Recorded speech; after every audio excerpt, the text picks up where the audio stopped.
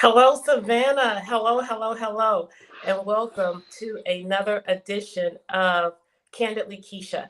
Tonight is all about Susie King Taylor. I am so happy to be joined by one of our local historians, the Gullah Geechee Queen herself, Miss Pat Gunn. And she is sharing with me and all of Savannah advocates who have been working alongside her to rename Calhoun Square and the name designation they have selected, in that they have been working toward this effort in excess of nearly 2 years, I believe. And you can correct me on the exact time there, Miss Peggy Hillary and Mr. Mark Henley. I had the pleasure of meeting both of these individuals last summer, and I was very inspired by the goals and the inspiration that led them to support these efforts. And we're just going to hear from them tonight. But more importantly, we want you to know, understand, and hear about some of the dynamics that are associated with the removal of Calhoun Square, but more importantly, with the renaming option that we now have to go through with regard to the city of Savannah. Some interesting maneuvering there, and we need your help. We need your help. So we want you to listen in closely and learn how you will be able to help us rename Calhoun Square, the Susie King Taylor Square. And so, without further ado, Ms. Gunn, I want you to walk us through the formation of the activist group to rename Calhoun Square, why that was important to you and these individuals, and as we go forward, just add any of the elements that you'd like to share with us tonight. Thank you so much, Alderwoman Carter. Uh, we want to just thank you so much for the opportunity to come. And so the coalition members and I are just honored and humbled and ready to go to phase two. So we have been working on this coalition formation for the past 2.5 years for the purposes of renaming Calhoun Square. It actually started out under my tour company. Someone came to me and had gone on a ghost tour and basically said that someone discussed that there were burial grounds down at Calhoun and Whitfield Squares. Why don't you go down there and check it out? And I did, and we found out that there were burials there. And we found out the history that from the time there were enslaved people from 1748 when we came here, up until 1851, if you died downtown, there was no cemetery for you. So you had to be buried in your planters' backyards. And so fast forward in 1853, they started Largo South. And the gentleman who contracted to do the transfer of the bodies only transferred a few bodies and left hundreds there. And so lo and behold, you have George Whitfield, which is where the Negro cemetery is. And then you have John C. Calhoun, where the Stranger Cemetery is. So we initially made the application 2.5 years ago to remove both of those names. We wanted one to be named in honor of Susie King Taylor, and we wanted the second one to be named to Sankofa Square, which represents love in the Adinkra symbols. We learned the art of compromise, and so they told us it would probably be better, the city officials did, to go after Calhoun. After all, they said he's not from Savannah, he's from the Carolinas. And so we compromised and went after John C. Calhoun and found out that justifiably so, he was one of the #1 pro-slavery advocates in the nation, vice president of the country, secretary of war, an attorney who was an amazing orator, and he convinced people that slavery was the right thing to do, and he had no right on our squares and those sacred places where people lay underground. And so we went after that one.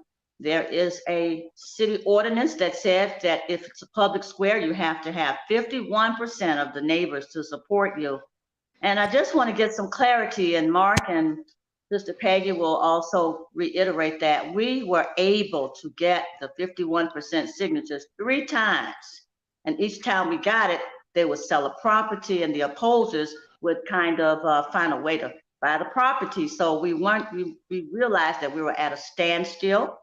And in October of 2022, we had the honor of being informed by Alderwoman Keisha Gibson Carter Alicia Blakely, Alderwoman, as well as Alderwoman Bernetta Bryant Lanier, that you simply have to get your item on the agenda with the approval of alderwomen and aldermen.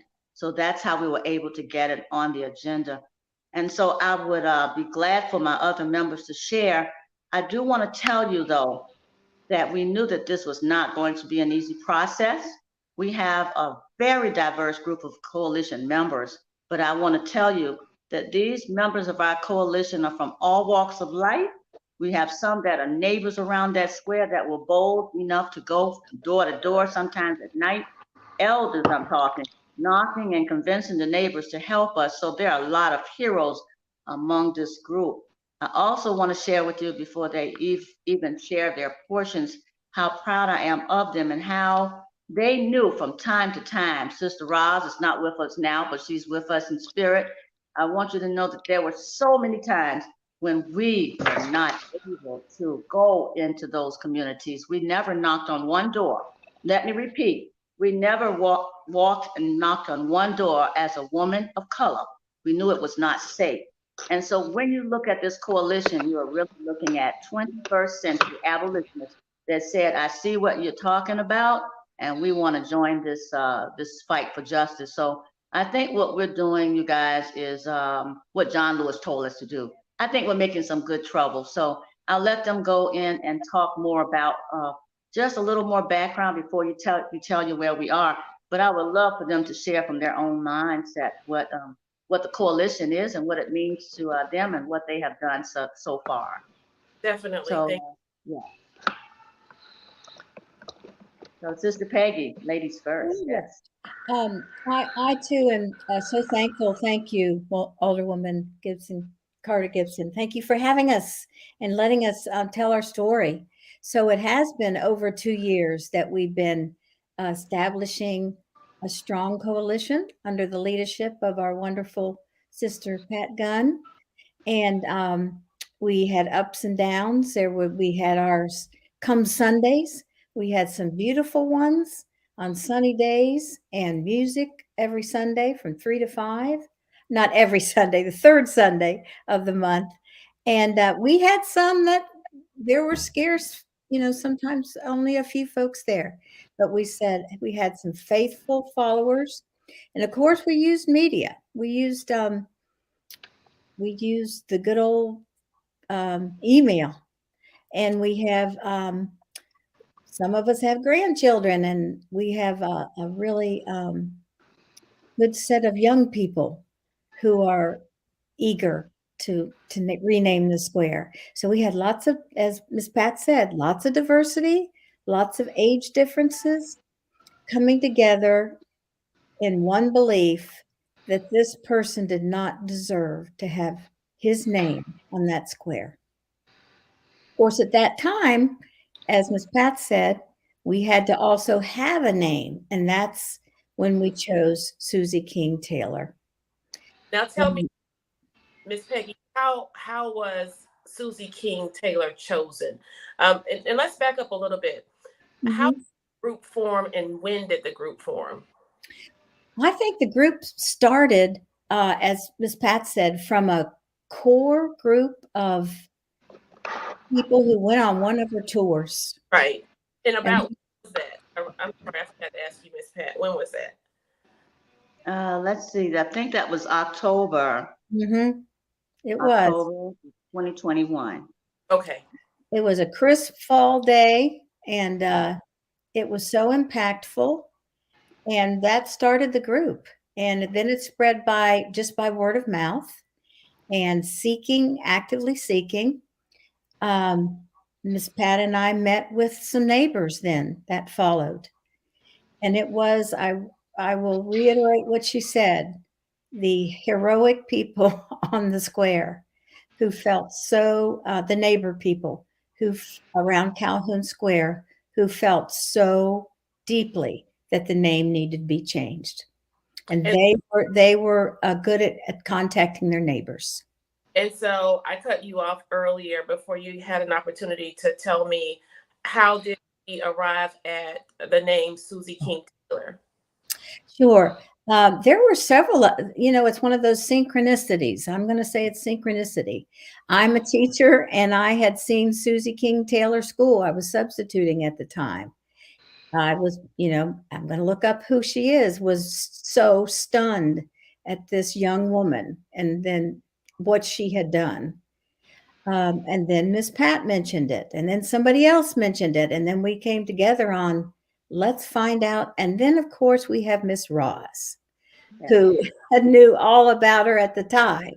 So it was a synchronous thing that happened. But when it happened, we knew this is who we need. We need a woman. We need an African American hero who was so many different things, so many beautiful things that she gave in her lifetime. Not just her teaching, but nursing. And she was a veteran of the Civil War. And I see Ms. Rouse has joined us. And before we close out, she knows I'm going to put her on the spot and ask her to give a little bit of Susie King Taylor. And I'm happy that Ms. Craig has joined us as well. One final question, Ms. Peggy. Mm-hmm. As you all were working on this effort, the acknowledgments that you made are inclusive of the fact that of all of the squares in Savannah, Georgia, there isn't one square named for a woman, and there isn't one square named for an African American. And that within itself says a lot about where we were Yes. in our city and where we are now. And so once again, Miss Peggy, as it was last summer, I'm delighted to have met you. You are a beautiful spirit, and I bless God for your heart. And as we do this work with regard to inclusion and equity and diversity, Queen Mother Pat, you know more than anybody. The only way we are going to change the dynamics and the elements with those pieces that keeps us divided, racism, classism, and elitism, the only way it will change is with our white brothers and sisters leading the way. And I just want to just say openly, you all are key. You are key in this work. So let me hear from you with regard to your motivation, the inspiration that you feel and see in this work, and how and why you are. You're asking me? Yes. Okay, wasn't quite sure. Um, Unlike some of my colleagues, I did not get involved through one of Sister Pat's tours. I moved here to Savannah in January of 2019, and one of the first squares that I walked through, was named after Calhoun. And something tickled my brain going back to my 8th grade history class. And he didn't seem like a good guy. So, and I just sort of put it in the background. I was moving and making a life here. When the pandemic started, I had more time on my hands, and I just felt this, I don't know, an itch, you might call it, but something was wrong. And so I did a modern day version of letting my fingers do the walking. I looked online to see if there was any kind of a movement to get the Calhoun Square name changed. And that's where I came across a listing for underground tours of Savannah. I called, and about an hour and a half later, Sister Pat called me, and we've been at this ever since. Wow. Just that simple. And so it's that simple. And so when we, I think I first connected with you all. What was the event or the activity behind City Hall? That was a gathering. Was it celebrating Susie King Taylor's birthday? Yes. Okay. Yes. And so subsequent to that, we then met again in one of the squares downtown. And as I stated, I was just inspired that you all were at the table. and willing to take lead roles in this work. And before we go to Sister Roz and then Queen Mother Pat, I'm going to come back to you again. You know, I'm one that just likes to get it done, right? So when I learned how long you all had been working at this effort, and when I learned that you had essentially checked all the boxes, you followed all of the rules, it was clear to me that the closer you got to the goalposts, it kept moving. And that was very frustrating to me to hear. Like, I wanted to take all of you and say, no, this isn't how this works. And one of the things that I have been doing since my time in office is connecting with the citizens of Savannah and helping them to understand the importance of them owning their rightful place in our government. Specifically, recognizing that we are living in a time, space, and place where the citizens of Savannah, or any for that matter, you should not ask politicians for what you want, tell politicians what you want, or beg them for to meet your needs. You simply tell us what it is. In today's time, it is more important for us to become citizen-led.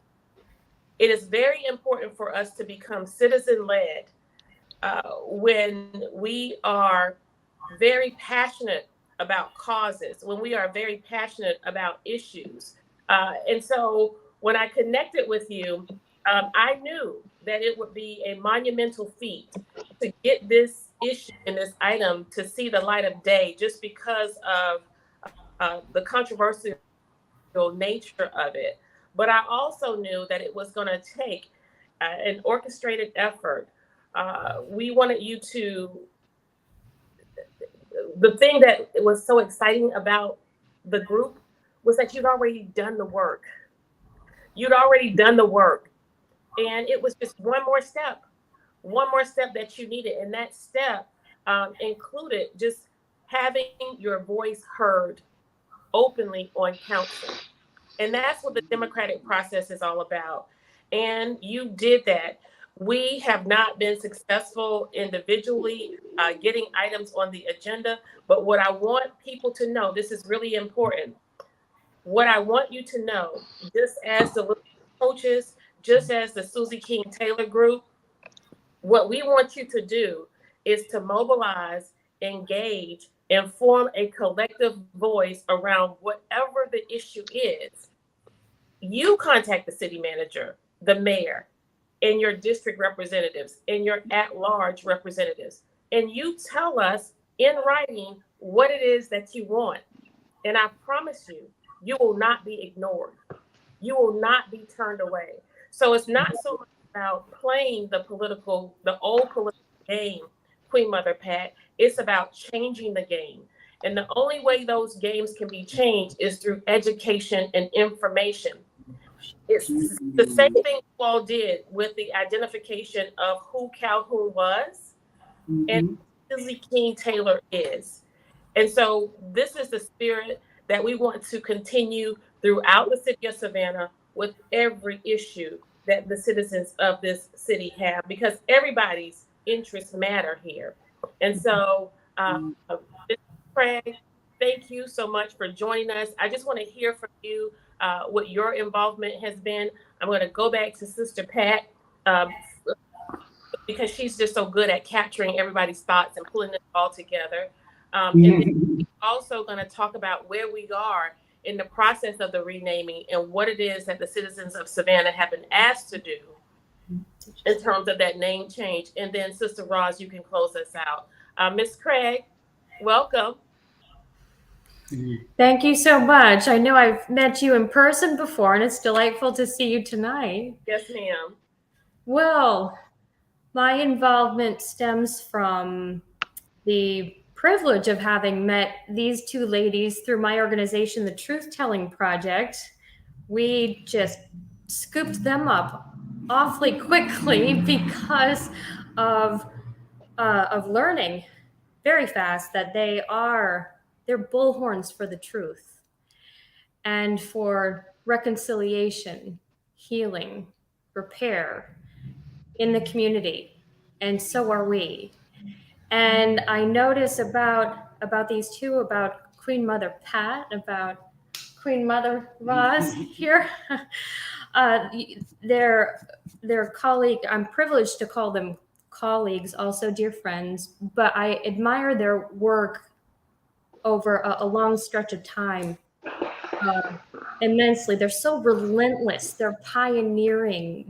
I mean, I'm sitting right next to Savannah's own Susie King Taylor. So, we'll know them for quite a while and just continue the good work, the good trouble from where we are. I'm from Connecticut, but because of these two community leaders, the Truth Telling Project is at their back, and we're seeking to support the work of this strong advocacy in whatever ways that we can. So that brings me here. But again, really good to see you. Well, thank you so much. Is there any information where our viewers can find out more about your work that you want to share with us tonight? Please, if you were to visit thetruth-tellingproject.org, you'll learn all about us. We're also all over social media across platforms, the Facebook, Twitter, Instagram, and LinkedIn. Yes.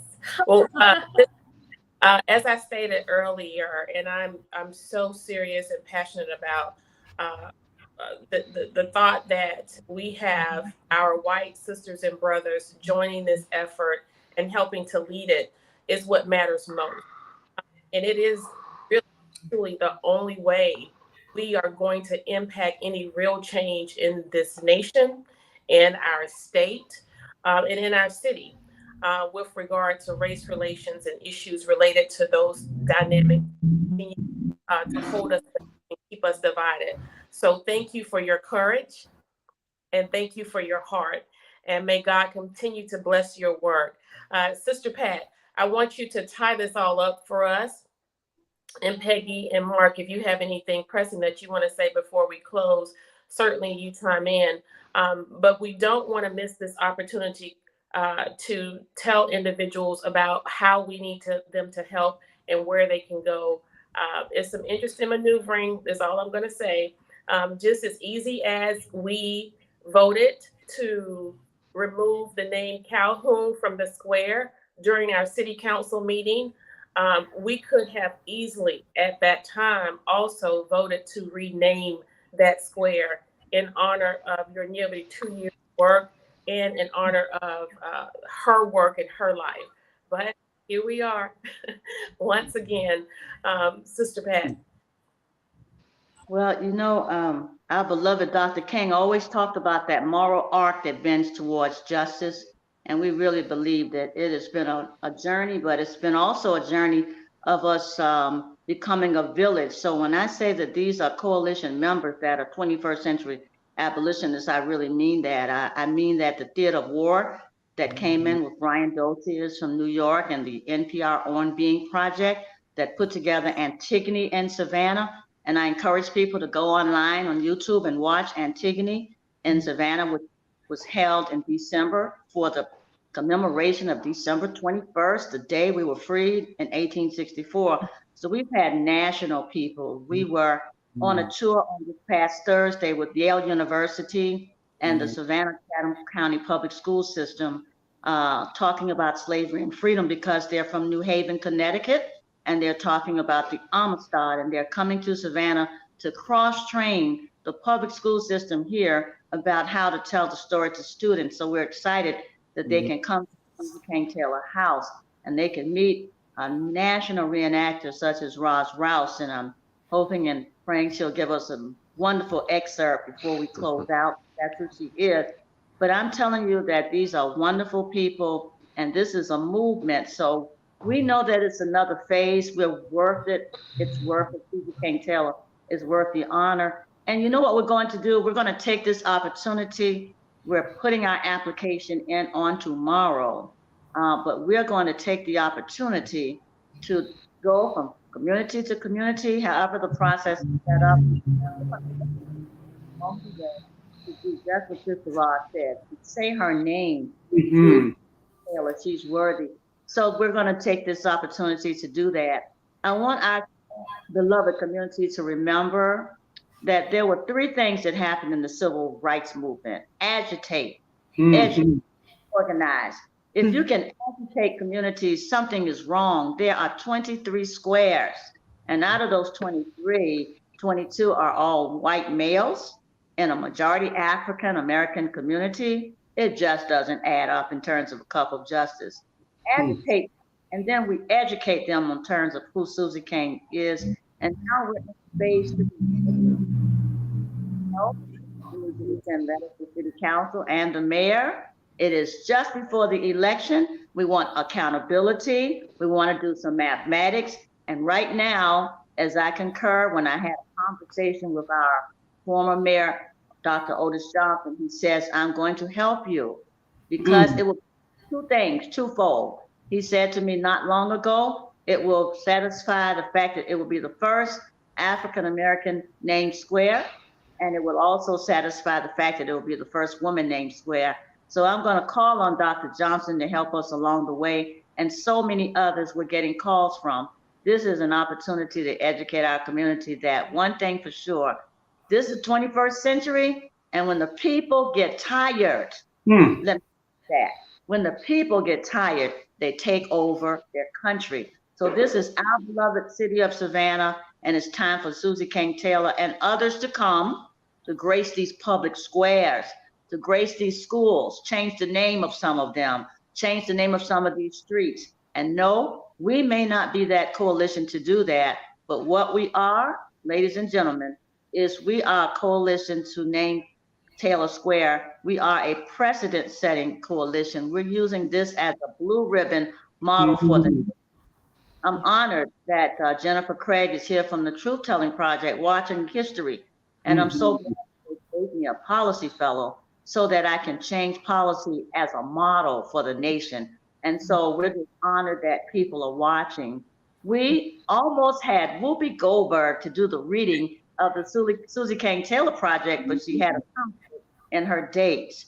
And then the Michelle Obama Foundation called Savannah and said, Savannah now, and they were advised, no, wait until you get the vote and wait until we can get a Taylor Square. It would be wonderful for the Michelle Obama Foundation to come and see Susie King Taylor graced in that square. I already see her with a beautiful velvet cloak, red interior, as Roz and I have talked about so many times. We see it, we claim it, and so we are honored that we'll take this opportunity as a renamed coalition to name Taylor Square, to come into the communities and let people know you have a chance to be a part of living history. You will rename the square community, Savannah. You shall rename this square, and it shall be named in honor of your choice. And we hope that choice will be Susie King Taylor. We have a house now that's the Susie King Taylor Center for Jubilee. And guess what? There, you will meet Susie King Taylor in the 21st century. So what better way for us to bring Sister Roz in? Sister Roz, say her name. What do people say? Say her name. My, what an honor. Alderwoman Kesha, thank you so much. My coalition, family, and friends, it has just been an honor. The last 2 years, we've been fighting and praying and just not giving up. And like Sister Pat said, we just want to educate Savannah, start in our local community, who she be, who she was, what she did.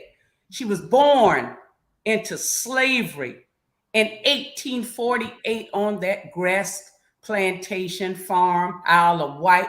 But she came here at age 7 with the hopes and dreams from her grandmother to learn how to read and write. She went off into the Civil War as a young girl, fighting for her country, teaching the soldiers on her off time, their off time, but she never gave up. She served with dignity and pride. She was a veteran, came back to Savannah, her second beloved home, opened up the South Broad Elementary School, teaching the children and the adults. She put all of her hard work into this beloved second home and community. Savannah, it's past time. She deserved it. She made her mark. She left her mark. There's not one square named after an African-American male or female or male.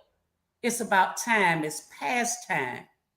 And to leave you with some of the words from her book, Reminiscence of My Life in the Camp during the Civil War.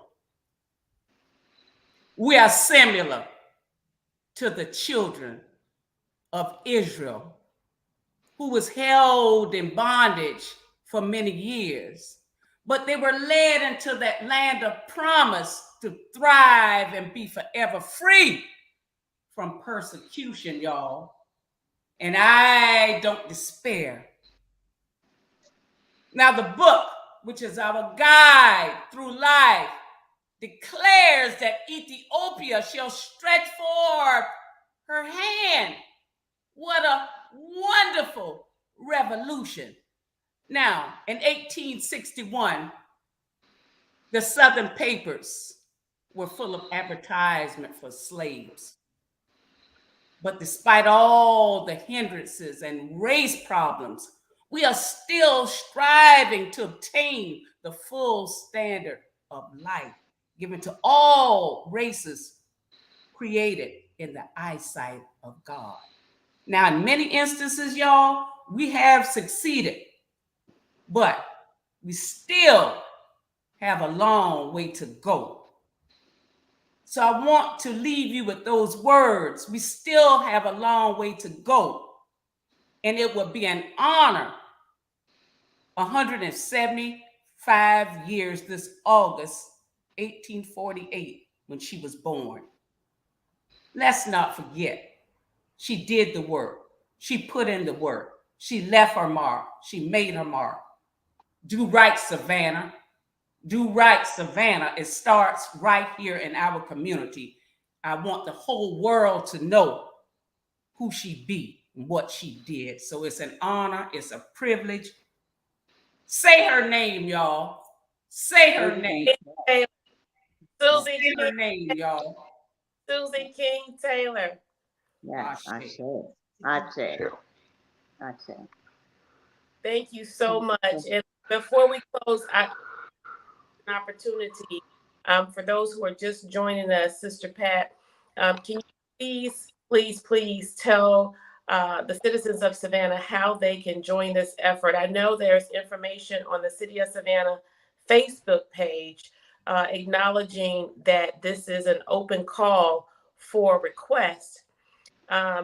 We don't know why that level of maneuvering has taken place. I feel like it causes unnecessary trepidation among those who have done this work for so many months, nearly 2 years on behalf of Susie King Taylor. But I want you to fret not, my friends, and recognize that what God has ordained by way of this group's work, I believe in my whole heart that He will bless it. Just as we saw the name come down, we will see her name go up. Sister Pat? Yes, so I want to thank the City Council and the Mayor for the 9-0 vote on November 10th. And I remember when the vote went down, the voice said, we are now entering the opportunity to have conversations about slavery and freedom. And so here's where we are, Savannah. We are in living history and the world is watching. We have a website, centerforjubilee.com. And on that website is a petition. We ask that you please sign it. There's also information that we're placing there so you can have contact names, emails, phone numbers for every council man and woman, alderwoman and aldermen, as well as the mayor's office, as well as the clerk of council. We want every call, every letter to be logged in so that on the day when the vote is taken as before, they can have the numbers. So we want Savannah to show up and show out for Susie Taylor. We have T-shirts. We're having forums. If someone wants us to come and talk to them about Susie King Taylor and the importance, we will do that. We have children and parents from the Susie King Taylor Community Center that's always been engaged with us in the public sector coming out. So we welcome the opportunity to talk to schools and children, of course. And we just want people to know that this is an opportunity for us to create legacy as an entire community. We can do this. And so that's where we are. The website again is the centerforjubilee.com. I also want to say a very special thank you to our pro bono attorney, Max Hess. He's a civil rights attorney and world renowned, and he has been with us every step of the way, and so many others across the country. But thank you, Max Hess. He's in California now on the road, but we thank him. I want to thank the co-chairs, Sister Rouse and Sister Peggy Hillary. I want to thank Mark Henley. He's our co-person in terms of the voice and the spokesperson. And we have so many more, Father Jamie, Dan, Linda Deloach, Gwen Glover. I can just go on and on. I don't want to leave anybody out, but I also want to protect those that have been with us along the road. So I want to just say thank you, Alderwoman, for what you have done. I want to say shout out to the other two sister Alderwomen who helped us push this down the road. You are the ones that enlightened us, and we did everything you told us to do so we can get before the council and the people said yes. 9-0 is what we want. One more time, it's up to the city's leadership. We shall see, but we're going to do our due diligence, and we're patient because the Bible says, be anxious about nothing. And so we're just going through the process as vessels that have been chosen for this work. And I want everybody who's listening to please, as Sister Roz and I say all the time, pray the strength of this work, of all these people that you see that have helped us along the way. If it were not, as I close out what I have to say, I want you to remember this. You can never tell the story of slavery and freedom without putting everybody in the pot. If it were not for the bravery of the abolitionists, instead of slavery being over in 1864, it may have been 1964. So you must understand that it is the heart and not the hue, and we can do this collectively. I believe that with all my heart and soul. The train has left the station, y'all. We need y'all to get on board and help us say her name. Thank you so much, Alderwoman. Thank you. Thank you so much. Just a few reminders. Yes, thank you. Know that the Jubilee Center is located at the corner of MLK and Montgomery Street, and I am long overdue for a visit. I want to also recognize Brother Randy and his voice in the work as well. I know there are so many names floating around, but I recognize that he is a strong vocalist, and we thank God for his gift that he has created. And then, Queen Mother Pat, we now have the Yamacross Square. The newer square. And the reason I bring that up is because tomorrow at 5:30, my colleague in community, not crime, but my colleague in community, will be supporting her in her effort to become re-elected as the Alderwoman for Post 2 of the City of Savannah. Alderwoman Alicia Miller Blakely will be making her formal announcement at 5:30 p.m. at Yamacross Square off of Bay Street. And so it's the square right in front of First Bryan Church. She has invited the entire city of Savannah to come out and support her efforts and to hear from her and many other speakers about why this next election is so very important. Again, as we close, I want to thank you all for joining me. This will not be the last time. I want us to come on one more time before we close out this opportunity, because we want to galvanize as many people as possible. And we want to show Savannah. We want to show Savannah, and we want to show other advocacy groups and who have an issue. We want you to know that what matters to you matter to me. And when you form a collective voice, engage, and take that voice to City Hall, action happens. That's when action happens. And so we want to continuously encourage all of our citizens who care about this community to do that kind of work. Thank you all so very much for joining me. And we will come together again. I can't wait to see you all at the Jubilee. That's right. Come on. We'll be waiting for you. Tomorrow. We will see some of you tomorrow as well. We'll see you Thanks. tomorrow. Yeah, Okay. thank you, Kesha. Okay. Good night, everyone. Good night. Good night. Savannah, I was so happy to be joined by this group. We were so happy. And producer, you can let my guests go. I don't want to hold them. I was so joined by the advocacy group. A couple of reasons why it was important for me to have them on. They are really excited about the work they have done to remove the name Calhoun from the square. But more importantly, they are excited about an opportunity that will happen here in Savannah, where we will now have the first square named for a woman. We will have the first square named for an African American. That is honorable, ladies and gentlemen. It is something to be excited about. But more importantly, I want to congratulate the Susie King Taylor Advocacy Group on their efforts and their tenacity. They stuck to it. They kept the fight, and they mobilized, engaged, and took their collective voice to the city of Savannah. And guess what, y'all? They got results. And that's all I have been saying since I've been in office. I saw that there was a major deficit in local government in this city, in this county, and even where the state is concerned.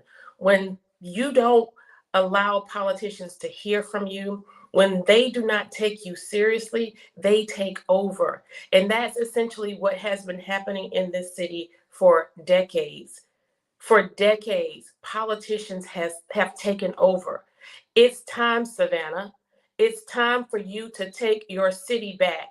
It's time for you to take your rightful place in local government. Continue to engage, continue to pay attention, continue to form a collective voice. As I've said before, you don't ask us for what you want. You don't beg us or plead with us for what you want. You tell us. You drive this bus. You make the decisions. You tell us what projects matter to you. You tell us what you expect in your local government. And if you cannot, in your communities, and if you cannot connect with your district representative, with your county representative, with your state representative, if you do not get a phone call or a text back, there is a way to hold us all accountable. Get together. Get 3, 4, 5 people behind an issue. Put that issue to paper. Create an electronic trail. And I promise you, you will get the results that you're looking for. Now, as we go forth in this election, I am so excited. I'm so excited to continue the work that I set out to do when I ran for office in 2019 and subsequently was sworn in 2020. In 2019, I ran on a platform of advocacy, accountability, accessibility, and transparency. We also acknowledge our intent to educate. And that educate was not about the birds and the bees or science and math. That education was about information. The information that I was privy to under the Gold Dome, we wanted to bring that into your homes. And that's exactly what we have done. Advocacy, we wanted to raise those issues that were important to you. We wanted to be your voice at City Hall. We have done that. Accessibility, it was my goal and my intent to expand my experience under the Gold Dome into your communities, visiting you at events, activities, and functions, and at your community centers, and for some of you, even in your homes. That's the kind of accessibility and the level of accessibility that you want and that you need from your elected officials. Transparency, oh my God, transparency and accountability. No one will ever question my intent and my desire to hold this government accountable. Wasteful spending has been the order of the day within this administration. From the abuse of city time to city resources, if we were to share those opportunities with the citizens of Savannah and invest more in opportunities where we have to free and rid our streets from vagrant elements, provide more support for our police department, help with individuals really and truly who are struggling in our community in terms of what they are facing as a result of forced displacement and not being able to pay their utilities. What we want to do is we want to give this city back to the citizens of Savannah. If the majority on this council had the audacity to raise your property taxes for 2 of the 3 years that we've been in office, at least they can provide a way where you can afford to stay here and enjoy the amenities that you pay for. Right now, our millage rate is among the highest in the entire state of Georgia. Savannah generates the most revenue for this state, only second to Atlanta. But the citizens of Savannah, the people who were born here, lived here, grew up here, raised here, married here, are now challenged and struggling with actually living here. Savannah, it's time. The game is over. We are running a race. We are running a race to give again. We are running a race to serve again. It's all I know, and it's all I've done for 30 years in this community. We're not going to be concerned with the naysayers, but what we will do is what we have been doing for nearly 30 years now in this community. We're going to give Savannah our best, and we're going to do it with a great deal of passion and commitment. And so, as I close, I want to say I will phrase it like this. I want to say to Savannah's opponent, run a decent race, run a fair race, and at the end of the day, the best woman will win. But what we will not do is engage in nasty politics. Right now, I want the citizens of Savannah to know that I am and have never been anybody's victim. But what I will do, if people are bold enough and big enough and brave enough to do things to me, we're going to share it. And so what I'm sharing now has been captured in a police report. So we have acknowledged that issues related to our signage program that we now have going in the city of Savannah for the campaign to elect Kesha Gibson Carter as the 68th mayor has been tampered with. More to the point that I am concerned with is the fact that